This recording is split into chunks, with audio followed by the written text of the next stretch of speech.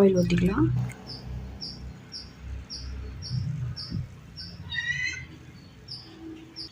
Oil காஞ்ச உடனே கடுகு போட்டுக்கிறேன். காஞ்ச மிளகா, ஒரு பட்டை, ஒரு லீஃபு, சீரகம், அப்புறம் ஒரே ஒரு ஏலக்காய் இதெல்லாம் போட்டுக்கிறேன். சோம்பு ஆட் பண்ணிக்கோங்க. இப்போ ஆனியன் வந்து ஆட் பண்ணிக்கலாம். ஒரு ஆனியன் யூஸ் பண்ணிக்கிறேன். அப்புறம் உருளைக்கிழங்கு ஆட் பண்ணிக்கலாம். கலந்து விட்டுக்கலாம்.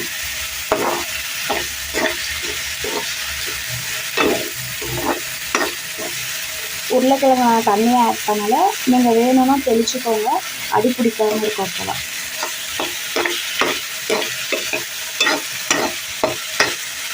உருளைக்கிழங்கு தேவையான அளவு சால்ட் ஆட் பண்ணிக்கிறேன். 1/2 ஸ்பூன் வந்து மஞ்சள்தூள்,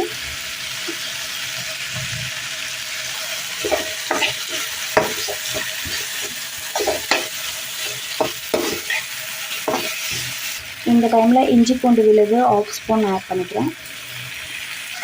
கொஞ்சமாக கரம் மசாலா, கொஞ்சமாக வீட்டு மிளகாத்தூள் ஆட் பண்ணிக்கிறேன்.